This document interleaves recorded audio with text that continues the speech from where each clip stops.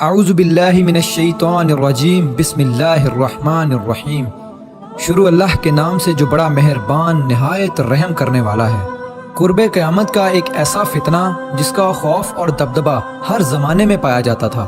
اس فتنے کا ذکر اگر صحابہ کرام کی مجلس میں ہو جاتا تو صحابہ زارو قطار رونا شروع کر دیتے اور اس فتنے سے اللہ پاک کی پناہ مانگتے۔ دوستو، آج کی اس ویڈیو میں بات کروں گا اس کائنات کے سب سے بڑے فتنے کی، یعنی دجال کی۔ یہ دجال کون ہے اور دجال حقیقت میں کس شخصیت کا نام ہے؟ دجال کی پیدائش کب اور کیسے ہوئی اور دجال کے ماں باپ کون ہیں؟ اور کیا حضور پاک صلی اللہ علیہ وآلہ وسلم کے زمانے میں بھی دجال موجود تھا؟ دجال اس وقت کہاں ہے اور دجال اس دنیا میں کب ظاہر ہوگا؟ دوستو، ان سارے سوالوں کے جواب آج کی اس ویڈیو میں آپ کو قرآن و حدیث کی روشنی میں بتاؤں گا، لہٰذا آپ سے درخواست ہے کہ میری اس ویڈیو کو پورا اینڈ تک ضرور دیکھیے گا۔ دوستو، نبی پاک صلی اللہ علیہ وآلہ وسلم نے ارشاد فرمایا کہ قیامت اس وقت تک قائم نہیں ہوگی جب تک کہ دجال اس دنیا میں ظاہر نہ ہو جائے۔ دجال کی ظاہری نشانیاں اور شکل و صورت کے بارے میں نبی پاک صلی اللہ علیہ وآلہ وسلم نے ارشاد فرمایا کہ دجال چھوٹے قد کا ہوگا اور وہ بدصورت ہوگا، اور وہ ایک آنکھ سے اندھا ہوگا اور اس کے دونوں پاؤں ٹیڑھے ہوں گے، اور اس کے جسم میں بہت زیادہ بال ہوں گے۔ اس کے سر کے بال گھنگریالے ہوں گے اور اس کا رنگ سرخ یا گندمی ہوگا، اور اس کی ناک طوطے کی چونچ جیسی ہوگی۔ اور دجال کی سب سے واضح نشانی یہ ہوگی کہ اس کے ماتھے پر کاف فا را لکھا ہوگا، جس کو ہر مسلمان پڑھ لے گا، چاہے وہ پڑھا لکھا ہو یا پھر ان پڑھ ہو، لیکن کافر اور فاسق لوگ اس کو نہ پڑھ سکیں گے۔ دوستو، دجال جب اس دنیا میں ظاہر ہوگا تو لوگوں کے سامنے وہ پرہیزگار بن کر رہے گا تاکہ لوگ زیادہ سے زیادہ اس کی پیروی کریں، لیکن اندر سے وہ کافروں کی طرح ظالم ہوگا۔ دجال سب سے پہلے نبوت کا دعویٰ کرے گا، جب اس کے ماننے والوں کی تعداد زیادہ ہو جائے گی تو اس کے بعد یہ خدائی کا دعویٰ کر دے گا۔ دجال ایک بہت بڑی سواری پر سوار ہو کر پوری روئے زمین پر گردش کرے گا۔ وہ سواری اتنی بڑی ہوگی کہ اس کی آنکھوں کا درمیانی فاصلہ 40 گز ہوگا۔ دوستو، دجال کے پاس بے شمار طاقت اور بے شمار مال و دولت کے خزانے ہوں گے۔ اس روئے زمین کی زیادہ تر نہروں پر اس کا قبضہ ہوگا اور اس کی اجازت کے بغیر کوئی بھی پانی نہ پی سکے گا۔ یہ لوگوں کو گمراہ کرنے کے لیے طرح طرح کی شودہ بازیاں دکھائے گا۔ یہ آسمان کو حکم دے گا تو وہ بارش برسائے گا، یہ زمین کو حکم دے گا تو وہ سبزہ اگائے گی۔ اس وقت دجال اپنے آپ کو خدا کہے گا۔ جو لوگ اس کے پیروکار بن جائیں گے ان کو یہ مالا مال کر دے گا اور وہ لوگ عیش و عشرت کی زندگی گزاریں گے، اور جو لوگ دجال کو خدا ماننے سے انکار کر دیں گے تو یہ ان کو قتل کر دے گا۔ دوستو، دجال بجلی سے بھی زیادہ تیز رفتار سے اس زمین کے اندر گردش کرے گا اور وہ دنیا کے ہر کونے میں جائے گا۔ اس وقت دنیا کے تمام کافر اور اسرائیلی لوگ اس کی حمایت کریں گے اور اس کی جماعت کے ساتھ شامل ہو جائیں گے، لیکن جو سچا مسلمان ہوگا وہ اس کو پہچان لے گا اور اس کو ماننے سے انکار کر دے گا۔ دجال پوری روئے زمین میں فتنہ اور فساد پھیلانے کے بعد مکہ مکرمہ اور مدینہ منورہ کی طرف روانہ ہوگا۔ جب یہ مکہ میں داخل ہونے کی کوشش کرے گا تو اس کو مکہ میں داخل ہونے سے روک دیا جائے گا اور آخرکار مکہ سے ذلیل و خوار ہو کر مدینہ منورہ کی طرف جائے گا۔ اس وقت مدینہ منورہ کے 7 دروازے ہوں گے اور ہر دروازے پر اللہ تبارک و تعالیٰ کی طرف سے ایک نگہبان فرشتہ مقرر ہوگا جو اس کو مدینہ منورہ میں داخل ہونے نہیں دے گا۔ اس وقت دجال مکہ اور مدینہ کے باہر کھڑے ہو کر ایک خوفناک چیخ مارے گا۔ اس وقت مکہ اور مدینہ کے اندر جو بھی لوگ منافقین ہوں گے وہ اس کی آواز سن کر باہر نکل آئیں گے اور دجال کے گروہ میں شامل ہو جائیں گے۔ دوستو، دجال 40 دن تک دنیا میں رہے گا اور آخرکار امام مہدی علیہ السلام اور حضرت عیسیٰ علیہ السلام کے ساتھ اس کا مقابلہ ہوگا۔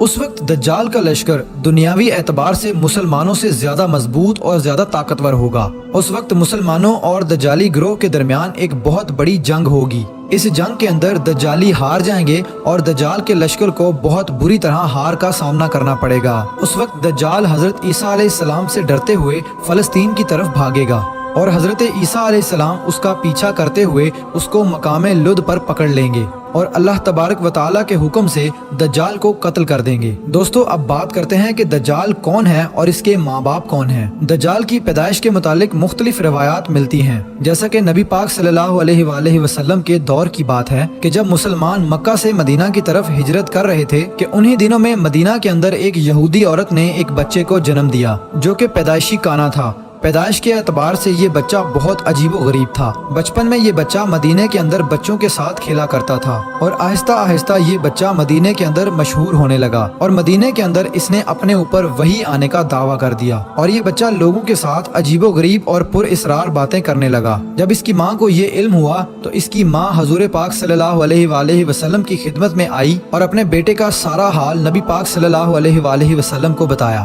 اور اس بچے کی ماں حضرت محمد صلی اللہ علیہ وآلہ وسلم سے گزارش کرنے لگی کہ آپ اس بچے کا معائنہ کریں کہ یہ کیا کر رہا ہے۔ ایک دن آپ صلی اللہ علیہ وآلہ وسلم صحابہ کرام کے ہمراہ اس بچے کا معائنہ کرنے کے لیے اس کے گھر کی طرف روانہ ہوئے تو آپ نے رستے میں اس بچے کو انصاری بچوں کے ساتھ کھیلتے ہوئے دیکھا۔ اس بچے کا نام ابن سیاد تھا۔ اس وقت آپ صلی اللہ علیہ وآلہ وسلم کے ساتھ عمر بن خطاب رضی اللہ تعالی عنہ اور دیگر صحابہ کرام بھی موجود تھے۔ اس وقت ابن سیاد بلوغت کے قریب تھا لیکن جوان نہیں ہوا تھا۔ آپ صلی اللہ علیہ وآلہ وسلم اس کے قریب گئے لیکن اس کو پتہ نہ چلا تو آپ صلی اللہ علیہ وآلہ وسلم نے اس کی کمر پر ایک ضرب لگائی اور ابن سیاد سے فرمایا کہ کیا تم گواہی دیتے ہو کہ میں اللہ کا رسول ہوں؟ تو ابن سیاد نے آپ صلی اللہ علیہ وآلہ وسلم کی طرف دیکھا اور کہا کہ میں گواہی دیتا ہوں کہ آپ اللہ کے رسول ہیں۔ پھر ابن سیاد نے آپ صلی اللہ علیہ وآلہ وسلم سے کہا کہ کیا آپ گواہی دیتے ہیں کہ میں اللہ کا رسول ہوں؟ تو آپ صلی اللہ علیہ وآلہ وسلم نے ابن سیاد کو چھوڑ دیا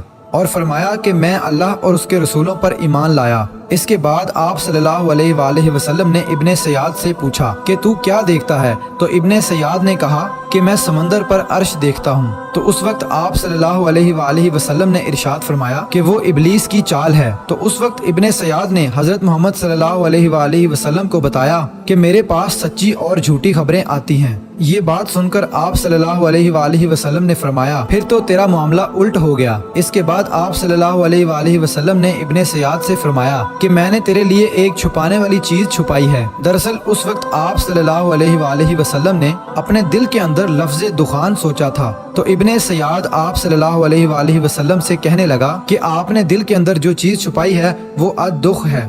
تو اس پر آپ صلی اللہ علیہ وآلہ وسلم نے ارشاد فرمایا کہ ذلیل ہو جا، تیری قدرت بڑھ نہیں سکتی۔ اس وقت حضرت عمر رضی اللہ تعالی عنہ نے فرمایا کہ اگر آپ مجھے اجازت دیں تو میں اس کی گردن اڑا دوں۔ اس وقت آپ صلی اللہ علیہ وآلہ وسلم نے ارشاد فرمایا کہ اسے چھوڑ دو، کہ اگر تو یہ سچا ہے تو اسے قتل نہیں کر سکتا اور اگر یہ جھوٹا ہے تو اسے قتل کرنے میں کوئی بھلائی نہیں۔ دوستو، مدینے کے لوگ ابن سیاد کے بارے میں کہا کرتے تھے کہ بعض شیاطین اس کے پاس آتے تھے جو اسے عرش الہی کی خبریں دیا کرتے تھے، جبکہ آپ صلی اللہ علیہ وآلہ وسلم نے ابن سیاد کے بارے میں سکونت اختیار کی ہے، کیونکہ آپ صلی اللہ علیہ وآلہ وسلم کی طرف یہ وحی نہیں کی گئی کہ ابن سیاد کی حقیقت کیا ہے، جبکہ بعض لوگ ابن سیاد کو ہی دجال مانتے ہیں اور چند صحابہ کرام کا خیال بھی یہی تھا۔ اور ایک دوسری روایت میں ملتا ہے کہ حضرت عمر رضی اللہ تعالی عنہ آپ صلی اللہ علیہ وآلہ وسلم کے سامنے ابن سیاد کو دجال کہا کرتے تھے، لیکن آپ صلی اللہ علیہ وآلہ وسلم نہ ہی اس بات کا اقرار کرتے اور نہ ہی انکار کرتے۔ دوستو، ابن سیاد کے اندر ایسی بہت ساری نشانیاں موجود تھی جو کہ ہو بہو دجال کی نشانیاں تھی۔ یہی وجہ ہے کہ اس دور کے اندر صحابہ کرام بھی ابن سیاد کو دجال کہا کرتے تھے، اور بعض مفسرین کا یہ کہنا ہے کہ ابن سیاد ہی وہ شخص ہے جو قیامت کے قریب دجال بن کر ظاہر ہوگا۔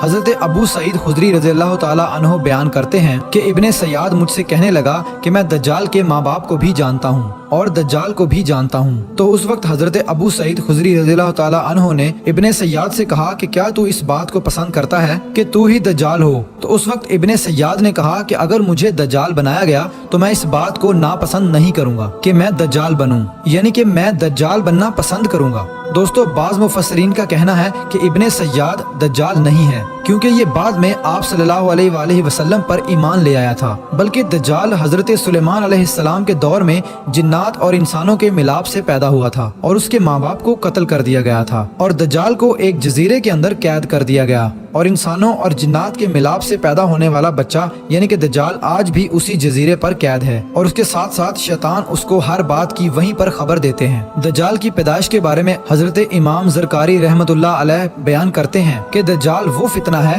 جس کو اللہ تبارک و تعالی نے اس وقت پیدا فرمایا جس وقت حضرت آدم علیہ السلام کو جنت سے نکالا گیا تھا، اور دجال दज्जाल को बिना माँ बाप के पैदा किया गया। दोस्तों, हकीकत तो ये है कि दज्जाल क़यामत के करीब ज़ाहिर होगा और उसकी जो जो निशानियाँ होंगी वो आप सल्लल्लाहु अलैहि वसल्लम की अहादीस में वाज़े तौर पर मिल जाती हैं। लेकिन ये दज्जाल कहाँ है और ये कहाँ से आया और ये कैसे पैदा हुआ और इसके माँ बाप हकीकी तौर पर कौन हैं, इसके बारे में किसी को कोई इल्म नहीं है।